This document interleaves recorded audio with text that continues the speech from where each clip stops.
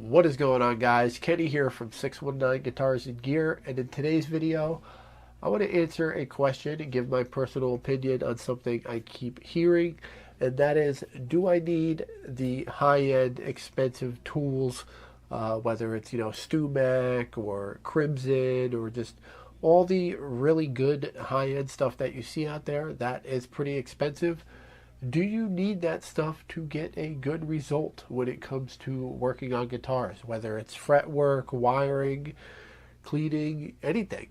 And so I figured what we could do is grab my guitar workbox, open it up, and I think you'll be pretty surprised of what we find inside.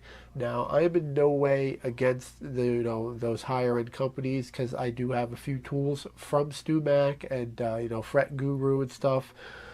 But I'm going to just show you that I get a pretty good result using stuff that's either improvised and made, or the less expensive tools that you find on Amazon or stuff that you can get in Harbor Freight. I'm going to show you that you can get a great result using some of that stuff. So let's grab the workbox and get into it.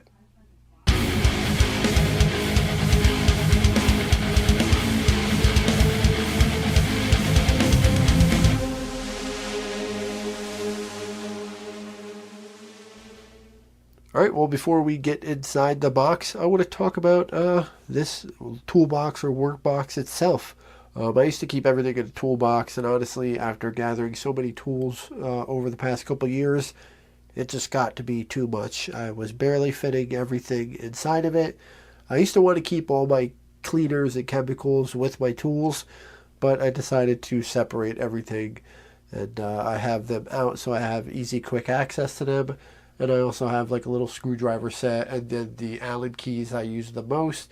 I have all that out where I could, get it quick if I'm just playing a guitar and want to make a quick adjustment. I don't have to go opening my toolbox. But I also have pretty much duplicates of everything inside of here.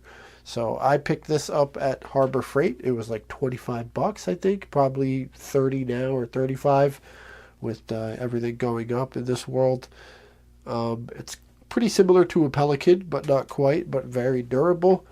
I've had this for about a year now. But let's go ahead and open this thing up, and I'll kind of break it down section by section. So you got these two little latches here. You can put a lock on here so you can lock it if you want to travel or something. I basically have this, in a toolbox, so I could travel with it or bring it somewhere to kind of fix something mobily if I had to. My goal is to set up an area to, be able to hang all my tools on the wall. But in this studio here, I have no room. So right now, everything is staying in the box. But let's go ahead and open this up. But let's go ahead and start here at the top. I have this awesome little watchmaker's hammer. This thing is awesome. Harbor Freight, like $4 or $5.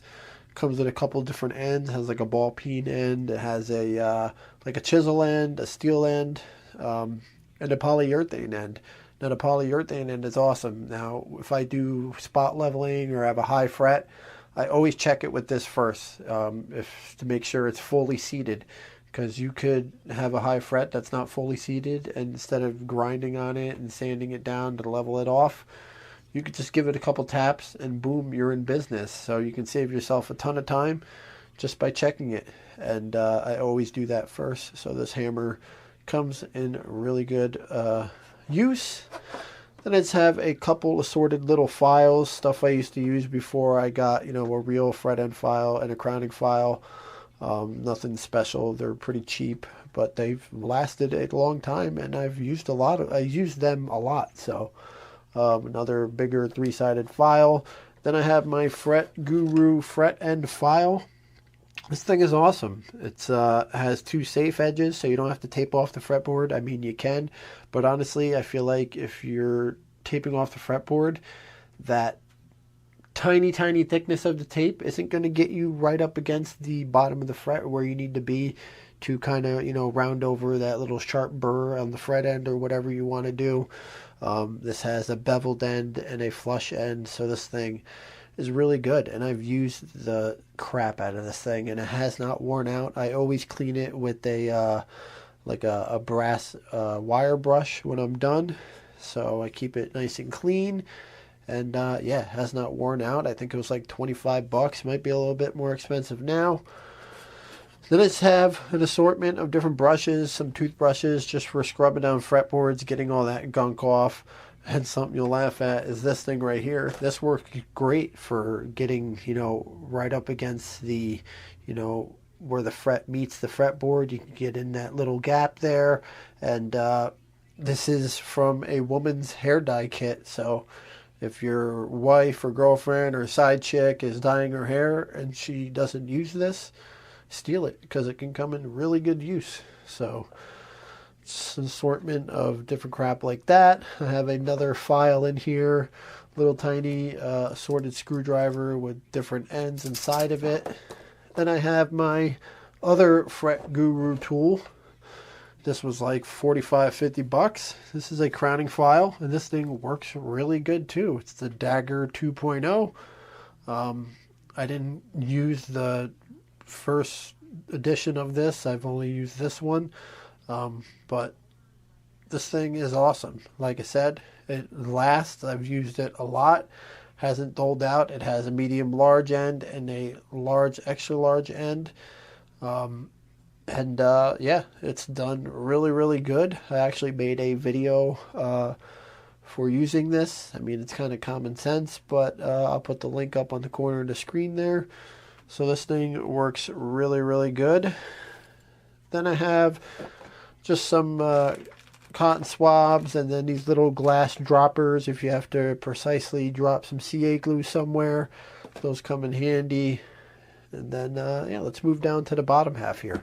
All right, moving on to the bottom side here. We'll start on this end. I call this my junk drawer. Now, obviously, it's a container or a case. It's not a drawer, but I just think a junk drawer is a good name for it, because there is a bunch of junk in it. It's just a bunch of different stuff that I didn't want floating around in the case, and kind of contains everything, but I have a bunch of stuff in here. I have erasers, which work great for either cleaning sandpaper up, or you can wrap some sandpaper around it and use it for a sanding block. I use that a lot. I have some Velcro, razor blades, a little ratchet that I got from Harbor Freight, some more brushes. These are made for cleaning paint guns. I have some assortment of wooden dowels and toothpicks and stuff in case you got to fill a hole, or if you have a like a strap button that won't tighten, stick a toothpick in the hole and boom, the screw will tighten up perfectly. Feeler gauges, soldering iron tips, solder. Yeah, it's just a bunch of different assorted stuff in here. I have this Music Nomad wrench. This works great for a bunch of different size stuff. It has a felt side on it, so it's safe on paint. And this will grab onto like the round nuts for like toggle switches and everything. I have an X-Acto knife, razor blade in here. One thing I really love is this. This is from Harbor Freight. This is like $3, $4. Is this spring-loaded center punch. I suggest getting one of these if you're going to be drilling new holes, because it will give you a nice little hole to start off with the drill bit, and you can get perfectly get the hole perfectly where you need it. So this is my junk drawer. Just a bunch of crap. Underneath that, I call this is like my fretwork side. And so I have my Fret Guru sanding beam here.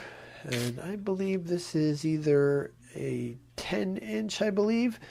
But I have a coarse end and then a end with 400 grit.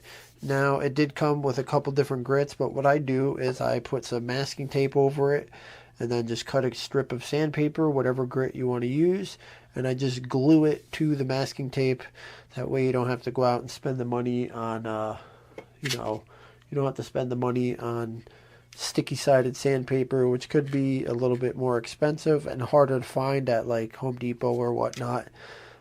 So that works really, really well, and I really like this thing. It's, I think, pretty cheap. It was like 30, 40 bucks, I believe. Only StewMac tools that I have. And they came in a kind of like a pair. I think it was like 120 bucks. And that is this StewMac, I believe it's called the Fret Kisser. This thing's awesome. It works just like a fret rocker, except it has a file in the middle. Now, I've heard some people be nervous that the file sticks out more than the two outer safe edges, and I'm here to show you and tell you that it does not. Here is a straight edge, and it is perfectly flush. No gaps or anything, so that kind of debunks that. But yeah, you would use it just like a kind of like a fret rocker, go across 3 frets. If your center fret is higher, grind it down, and it will make that fret the same height perfectly as the 2 outer frets. So this thing is awesome. I had to have it. Didn't even really know it existed until I watched a Philip McKnight video. But this thing is absolutely amazing, and will save you a lot of time when it comes to spot leveling. Now, I don't think you can go, leveling your whole fretboard with this. My rule of thumb is if I have more than, 3 or 4, even 5 frets that I got to spot level, I'm just going to tape it up and mark them with some marker and do just a whole leveling job. So this thing will get you, get the job done quick. And then it came with another little spot leveling file that you can, use with the strings on. Kind of has this, diagonal cut end, and the file is on this end. And this stuff won't wear out. If it does, I believe it has lifetime warranties on it. So those are the only 2 StewMac tools that you will see in this box. And I just have like an assortment of Dremel tool stuff, polishing wheels, sanding wheels, wire wheels, and that's all stuff for the Dremel tool. Underneath that is a assortment of X-Acto knife stuff, different shapes, sizes, everything like that. Then I have this tool that I made. It's just a wooden block with a file glued to it. And this works great if you need to, say you have some fret sprout, or you have to put the bevel on the fret ends like a lot of people like, or most guitars have, I should say. This works great for that. And like I said, I didn't want to buy it, so I just made it. I know they have one that kind of is at the right angle for the bevel and everything, but you could totally do it with this as long as you're careful and know the angle you need to make them at. It'll get the job done. Then I just have some Scotch-Brite and Quad Zero steel wool and little assortment of some fine sandpaper, like 1500, 2000, 3000, just for cleaning frets up before I use the Dremel on them to polish them. And for polishing the frets on the final stage, I use Mag aluminum polish, and it works really, really well. Sometimes I don't feel like getting the Dremel tool out, so I'll just throw it on a rag, and I'll tell you what, it makes frets look like a mirror sometimes if you do the right prep work. So that's everything on that side. Oh, and then I just have a charger for my drill and some flux paste for soldering. I don't have my soldering iron in here because that's kind of like a soldering. It's kind of like a whole unit with the box and then the wire that goes to the soldering iron. So that's on the shelf behind me. And then in the center here, I have this little drill. This was like 10 bucks. And this thing's awesome because it only spins at 180 RPMs. So you can take screws out, put screws in. I have these drill bits here that you can throw in there. And one thing I love using it for is I bought the thing that goes on the tuning key for restringing, and throw it on there. And it's kind of dying now. It does usually go a little bit faster, but it's great for restringing guitars. And instead of buying that Ernie Ball one that you can only use for restringing, you can take this off and use it for other stuff. So like I said, $9-10 at Harbor Freight. And I've had this for 2-3 years now, and still holds charge. Has a little LED light on it, so this thing works great. And then I just have some screwdrivers, pliers, wire strippers, some Allen wrenches. I have these old Planet Waves things. I've had these for probably 15-16 years. This is a little tripod that you open up and can rest the guitar neck on a table. And then I have the Planet Waves string winder and string cutter. These things are old, but they still work great. I think Planet Waves is still around, but I just don't really hear too much about them anymore. I have cutters in here. And then this is an example of another tool that I made. Fret puller pliers are pretty expensive to take the fret off the fretboard. I mean, you can get cheap pairs on Amazon and stuff, but you know, who knows how good they will be. And so what I did is I found these at Harbor Freight for $10, and I think they're some kind of snap ring pliers or something like that, but they kind of have like a hooked end like this, and I just sharpened it to a point so it's able to kind of get under the fret and lift it up as you squeeze it, and you just go along and squeeze it and it will lift the fret out.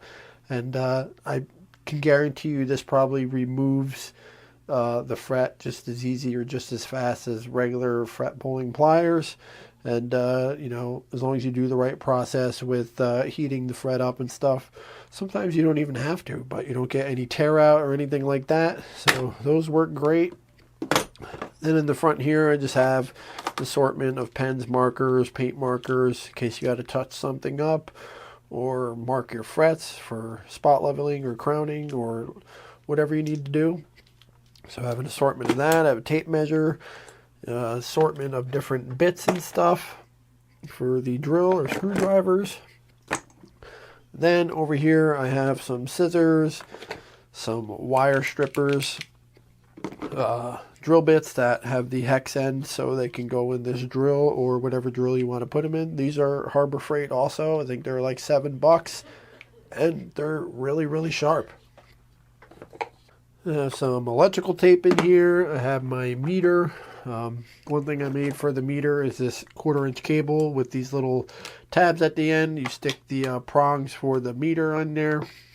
You have your positive and your ground, and you plug this into the guitar. And instead of if you want to test your pickups and your resistance and everything, you just plug it into the guitar, and you can use the switch on the guitar to go to the neck pickup or the bridge pickup. And you can see how hot your pickups are, or test if you're getting signal or whatever you want to do. So I suggest making one of these if you haven't already, because it comes in handy for sure. I've seen people do, you know, put some alligator clips on the end. That works also. Scissors. I have some wire brushes in here. I have my digital caliper for measuring stuff. This comes in handy. And then I have an analog one too. Then I have this Music Nomad case. Inside of here there's just some more fretworking stuff, and then I have an assortment of Allen keys, capo, fret guards, some polishing cloth. My radius gauges are in here. Some more feeler gauges for getting your nut height and stuff. This is one thing I wanted to show you that's pretty funny. One thing I don't have that I have to get is some, you know, some nut files, some nut slot files. I do not have those, but I have these, and this is for actually made for cleaning the tip of a welder. And it almost looks like a guitar string, but they're different sizes, and in the center of them is kind of like a file. Now it's not aggressive at all. You would not be, you know, making a nut from scratch and putting slots in it with this, because it would probably be there all day. You'd probably look like a caveman. But if you have to clean a slot up or widen it or deepen it, this will get the job done. It just takes some effort. So I found these in my toolbox in one of my shops, and I said, hey, I wonder if that'll work, because it has all different sizes for different size slots or different gauges. And believe it or not, it does get the job done. Like I said, if you're just cleaning up a slot, or you want to just widen it a little bit or make it a little bit deeper, this will get the job done. But obviously I suggest getting some nut files. And then I just have this Music Nomad Tune It. This is nut lubricant, and that is basically it. So you guys are probably like, it looks like a regular toolbox, and you're right, there is some specialty tools in here, but besides that, it's just a regular toolbox. My goal here, like I said at the beginning, is to eventually set up one of my shops to have all this stuff hung on a wall or whatnot. But I kind of like having it in the case. It's not really that bad. I could take it with me wherever I need to go. If say I was to play, a venue or something like that, I can take this with me and have everything I need. This has everything I need to do whatever I need to a guitar, besides play it and paint it. Electronics, maintenance, fretwork, whatever. So everything is in here, cleaning, everything. So that is everything that is inside my toolbox.